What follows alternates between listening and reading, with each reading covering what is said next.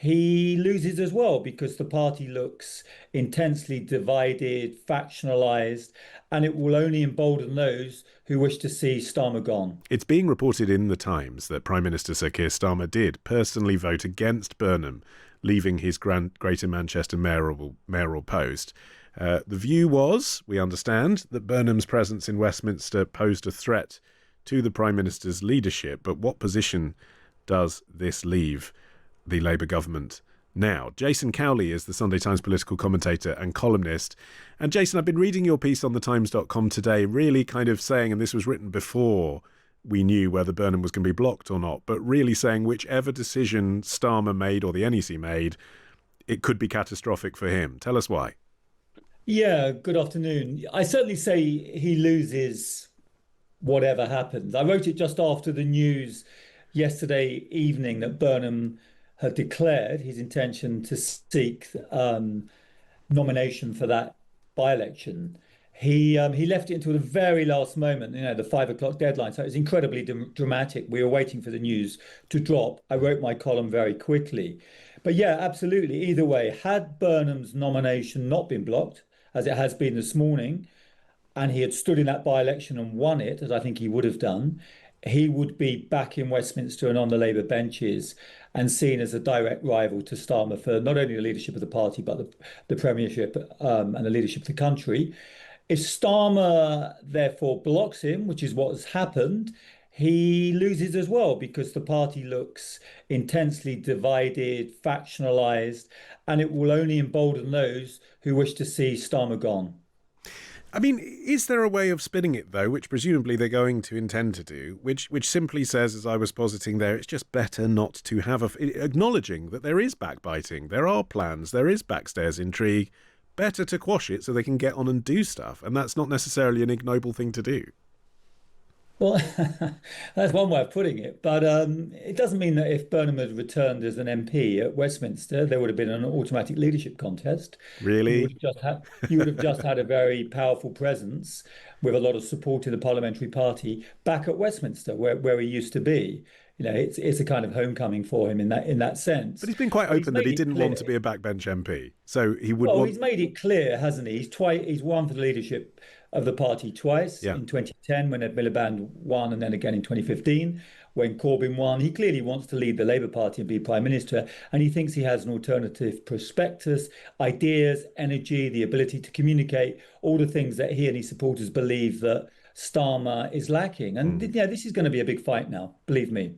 Yeah, OK, so let's talk about how that fight pans out then, because, I'm trying to put the position of how Starmer's allies... Are you a member of the NEC, Olly? But how would you put the position from those who backed Burnham? What do you think the likes of Sadiq Khan and Angela Rayner are going to say about this?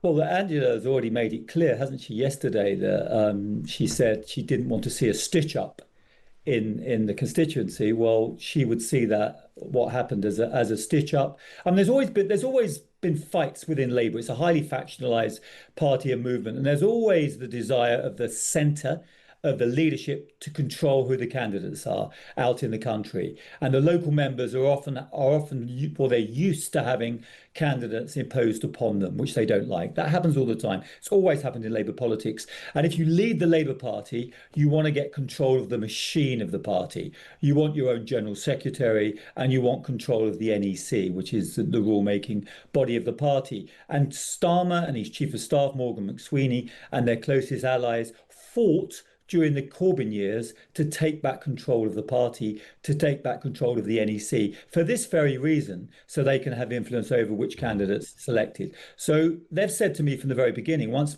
Burnham made it clear back in September before the Labour Party conference that he was coming back or wanted to come back and saw himself as a challenger to Starmer, that they would block him.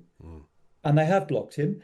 But you've got what surprised me in recent days are the very, very big figures who came out publicly and spoke for Burnham, saying that he shouldn't be blocked. I thought that was significant. Rayner, Lucy Powell, the elected deputy leader of the party who has her own mandate, Ed Miliband, Joe White, leader of the Red Wall caucus of Labour MPs, is not much known, but very, very influential MP. This was, I thought, very, very significant. At which point I thought maybe, just maybe, they will nod this one through, and Burnham will come back.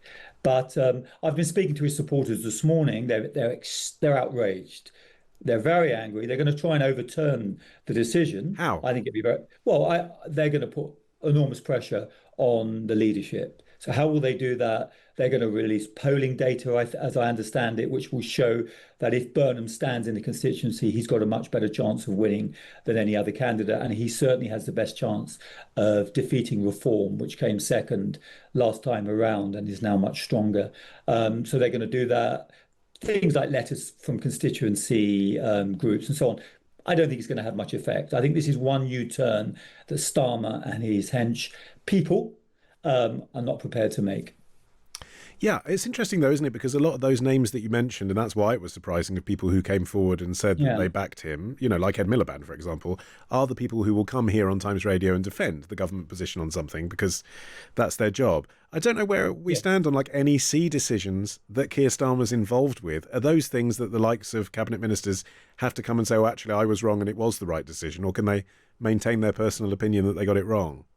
No, it's very good. Once you're inside the cabinet, of course, there's collective responsibility. So it'd be very interesting to see what happens. Don't forget, Lucy Powell was sacked, so she's now outside the cabinet.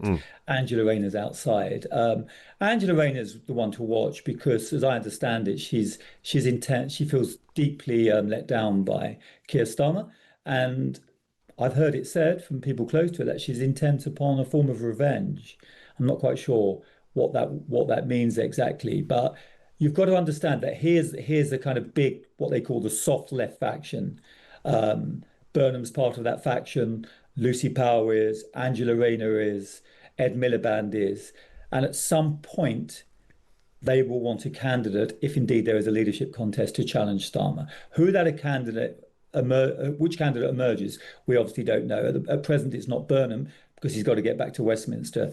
And while Starmer's leader of the Labour Party, I don't think there's any chance of that anytime soon. Okay, great to have your expertise, Jason. Thanks for coming on. Great pleasure.